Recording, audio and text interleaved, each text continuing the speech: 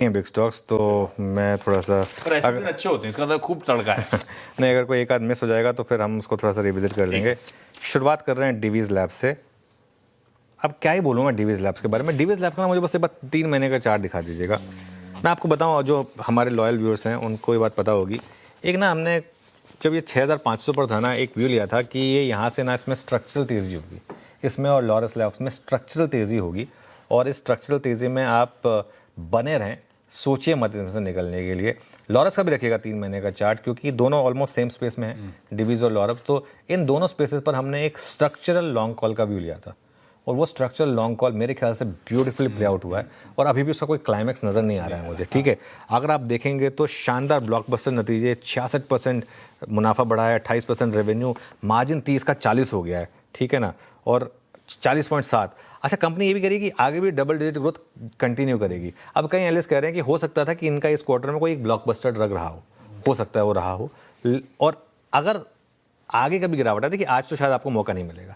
ये उनके लिए जो लेके बैठे हुए हैं, ये उनको एंजॉय करने के लिए। आज हमने ग्रीन इसलिए लिया कि ऑब्वियसली शुरुआत तो अच्छी होगी, लेकिन हो सकता है 7-8% भी ऊपर खुल जाए। अब उसके बाद आप कभी आगे नीचे आए, कभी वो ट्रम्प टैरिफ का जिस दिन आया था, जिस दिन वो स्टॉक गिर गया था, अब ये स्टॉक आपको उस दिन एंट्री देते हैं वापस, वरना आपको एंट्री दोबारा मिलनी मुश्किल हो जाती है। ठीक है, तो ये हो गया पहला।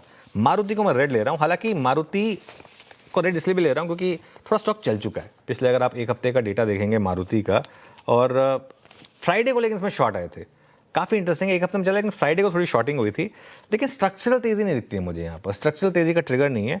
आगे की जो उनकी पाइपलाइन है ना लॉन्च की, वो अग्रेसिव नहीं है, खास तौर से हाई मार्जिन प्रोडक्ट में। और कंपनी के सेल्स अच्छे आए हैं, लेकिन Hyundai is much better. Hyundai, देखिए, at the end of the day Maruti is common man's car, Hyundai is aspirational लोगों की कार। आप जब अपने आप को, पहली कार सबकी मारुति होती है, पहली कार से जब दूसरी पे आते हैं तो आप Hyundai पे आ जाते हैं।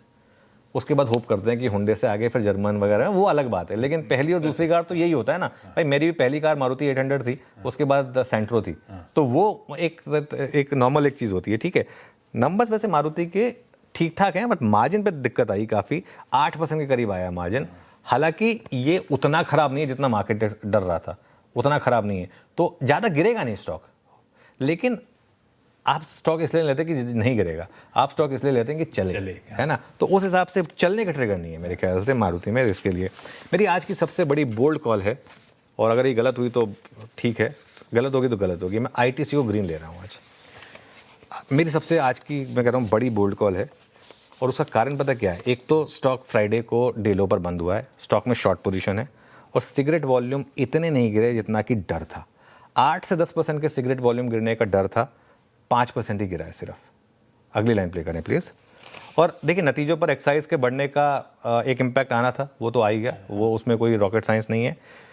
गोडफ्रे याद है आपको? मैं गोडफ्रे का आपको ना 2 हफ्ते का चार्ट दिखाता हूँ। एक बार गोडफ्रे का 2 हफ्ते का चार्ट रखिएगा जरा।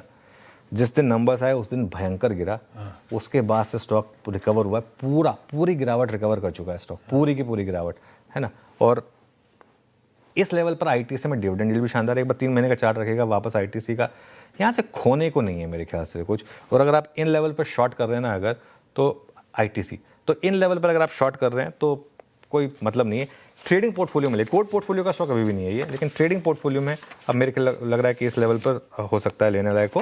हालांकि नंबर्स खराब हैं, इसमें कोई डाउट नहीं है। मुनाफा और EBITDA गिरे हैं, रेवेन्यू भी 14% गिरा है, मार्जिन भी नीचे आया है, वो सबको पता था। ऐसा कुछ नहीं है कि नहीं पता था, सबको पता था कि नंबर आने वाला है।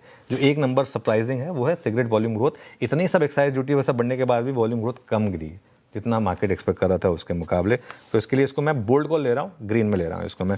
परसिस्टेंट तो ग्रीन ही है, परसिस्टेंट नंबर अच्छे हैं, लेकिन इशू क्या है, परसिस्टेंट काफ़ी चल चुका है। ये 4300 पर लेने का टाइम था जब शॉर्ट कॉल्स आई थी, उस वक्त हमने एक व्यू लिया था कि परसिस्टेंट लीजिए।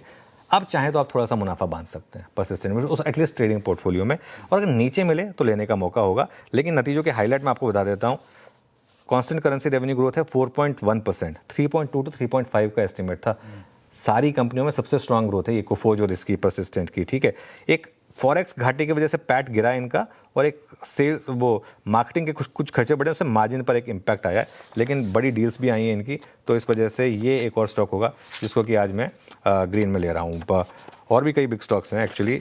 इसके अलावा आप आइए नेक्स्ट वन, ABB।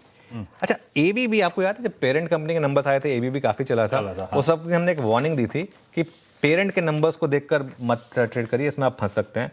और कॉल भी इनकी थोड़ी सी सुस्ती रही है। और अगर आप देखें ना, ये जो एबीबी जो चीज़ें मैंने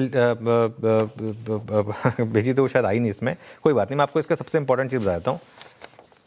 काफ़ी ऑर्डर्स जो है ना वो एबीबी के पेरेंट को चले गए। देखिए, एबीबी की दो कंपनियां हैं यहाँ पर, एक लिस्टेड कंपनी, एक अनलिस्टेड कंपनी है। तो काफ़ी ऑर्डर्स जो है ना वो अनलिस्टेड कंपनी के थ्रू एग्जीक्यूट हुए हैं, लिस्टेड कंपनी के थ्रू एग्जीक्यूट नहीं हुए।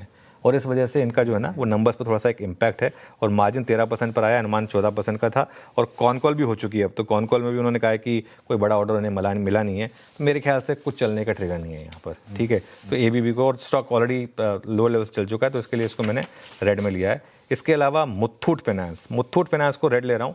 पहली तिमाही में इसके नतीजे थोड़े से सुस्त हैं और मार्जिन घटने से मुनाफा भी थोड़ा सा गिरा है। एयूएम ग्रोथ जो है वो थोड़ी सी अनुमान के मुताबिक रही है। और गोल्ड फाइनेंस में मुझे लग रहा है कि अब वो जो स्ट्रक्चरल तेजी थी ना, अब वो थोड़ी सी शायद कम होती हुई आपको दिखाई देगी। एक और बिग स्टॉक है, वैसे वो शायद बना नहीं है लेकिन मैं बता देता हूँ, इंटरग्लोब एविएशन। आपको याद होगा हमने पिछले हफ्ते एक पॉजिटिव लिया था इस पर, जब वो अदानी का क्लैरिफिकेशन आ गया था कि उनकी कोई प्लान नहीं है एविएशन स्पेस में आने के लिए। आज जिस तरीके से कच्चा तेल नीचे आया है, मुझे लग रहा है कि ये आज वन ऑफ द हीरोज़ भी हो सकता है। और अब इनके पास वापस चलने के लिए बहुत कुछ है। और चार्ट बता रहा है इसका कि अब ये वापस एक बड़ी तेज़ी के लिए तैयार है। तो ये एक और स्टॉक होगा जो बिग स्टॉक में, इसको ऐड कर दीजिएगा आप रिकैप में प्लीज़। वो स्पाइसजेट का अपडेट